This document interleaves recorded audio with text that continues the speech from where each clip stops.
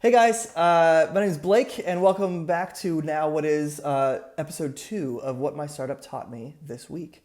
And so, what we're doing is we got a new startup called Boilerplate. And so, each week, I'm just compiling the lessons that we've learned each week.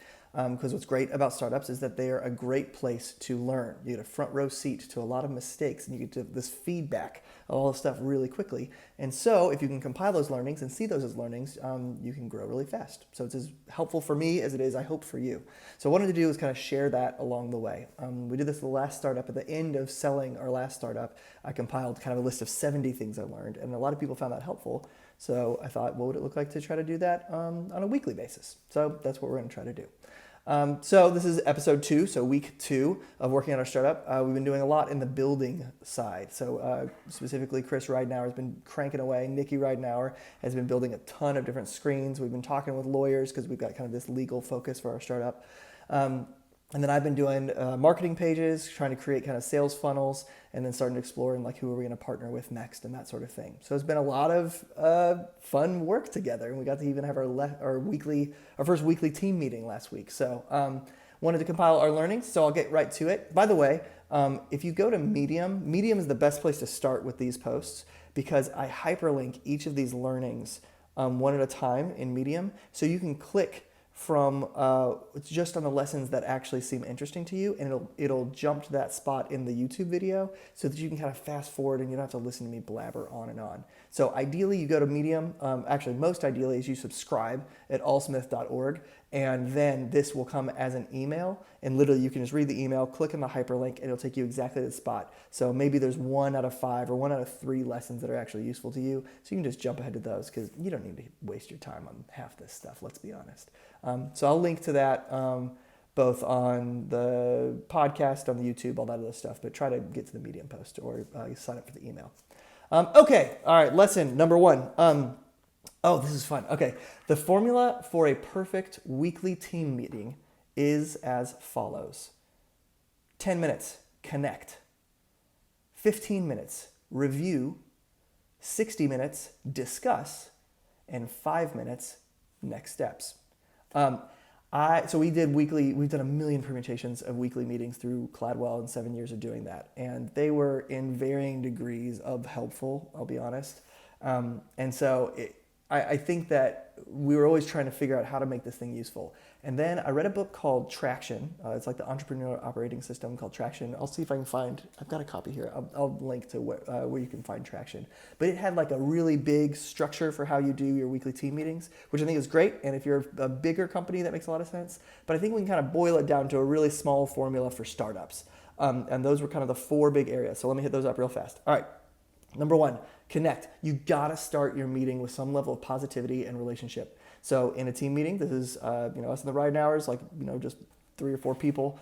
But what you do is you gotta connect and be like, hey, what's some highs for the week? Whether it's personally or business-wise, what are some of the highs for the week? Any lows for the week? Anything new happening in your life? You need to inject that in on some level, and you can keep that at 10 minutes, and it actually just kind of reminds everybody that we're all humans. That we're not just work machines. So that's the first part. You got to start there because I don't know, it seems cheesy, but like if you don't do that, you jump into robot world and you forget that we're all humans working together with this being a small facet of a much bigger life for each person. Okay, that was connect. 2, review. There are a couple things you need to review depending on what stage business you are. With some of my consulting clients, we do review things like first you review your metrics. You got to look at what are the big metrics that matter, and at least weekly you need to all look at them together and say, did that go up or did that go down?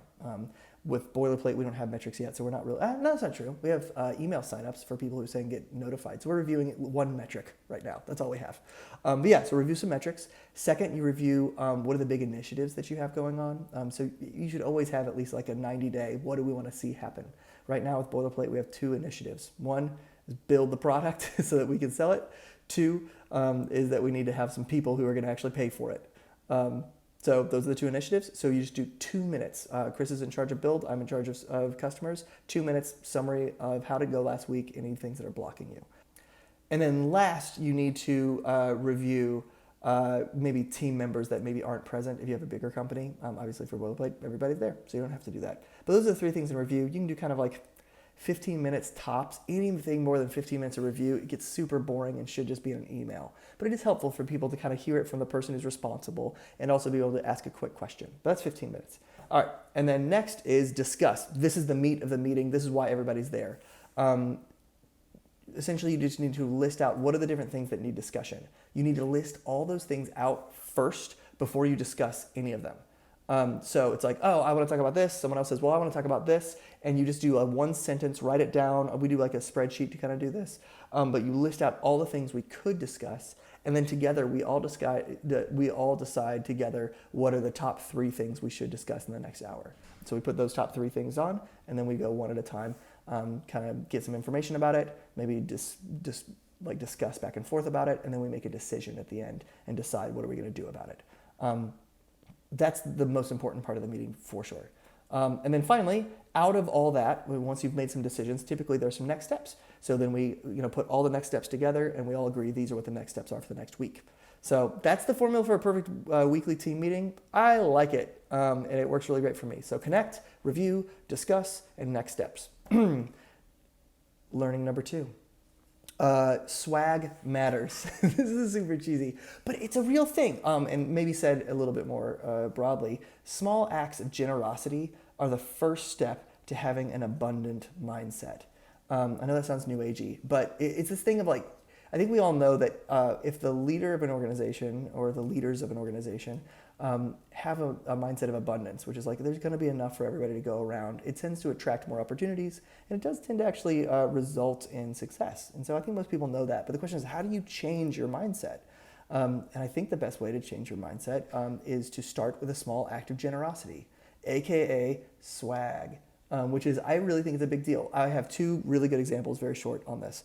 Example number 1 is Lawrence McCord from Freight. Every time I see that dude, I'm working on their growth funnel. I'm working with them on their growth funnel. And every time I see Lawrence, he has a new piece of swag of some sort. Like it's like, oh, we got COVID masks, or we got stickers, or we have t-shirts, or whatever it is. And he just, every time I see him, he just gives it to me. And it does kind of breed this sense of like, man, everything's okay. It breeds a sense of safety and maybe of like momentum in a weird way. And obviously working with Cloudwell, when more of our big ethos was minimalism, we didn't do a lot of swag because it was kind of against our brand.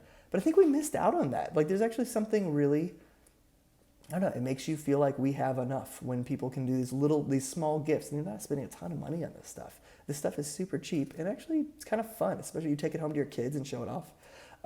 And so I have, that's a good example with Lawrence, and he's a leader that I feel like has created a great culture in that company that a lot of people, I mean, the team really believes in him, and the investors believe in him, and I think that they're going to make it, I think in many ways because of that abundant mindset, and I think it's signaled by the small acts of generosity. Last, lesson number 3, different calendars are for different seasons. So when you're selling, like in sales mode, you need to keep a more flexible calendar, and when you're in a building mode, you have to keep a more rigid calendar or schedule. So I think that most people have a default language when it comes to calendars. There are people who have rigid control or like rhythmic control over like, oh, from 10 o'clock to noon every single day I have my deep work hours, and then I have my phone calls, and like they create these rigid schedules. And I think those people tend to be more builders. And then salespeople, I think, tend to be more open, which is a good example. Like when we raised some money in San Francisco, somebody said, hey, I'm going to be downtown. Can you meet after my meeting at 10 p.m.? And I was trying to raise money, and this was an investor. And I said, absolutely. So I drive down to San Francisco from Mountain View at 10 o'clock at night, and I meet with a guy at his hotel, and that got us $50,000, like one meeting. And so, yeah, good call. Like you need to be flexible when you're in sales mode or in raising mode.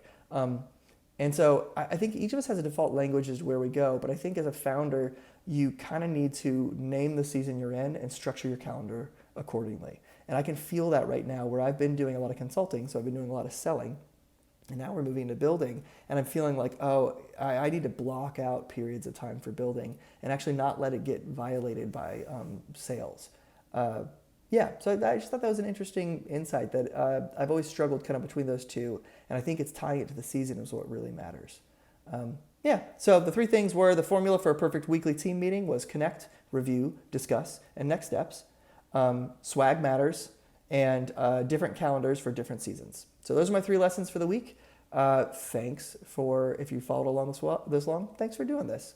I will see you again next week. Make sure you subscribe on allsmith.org or check out our business boilerplate.legal. Talk to you soon.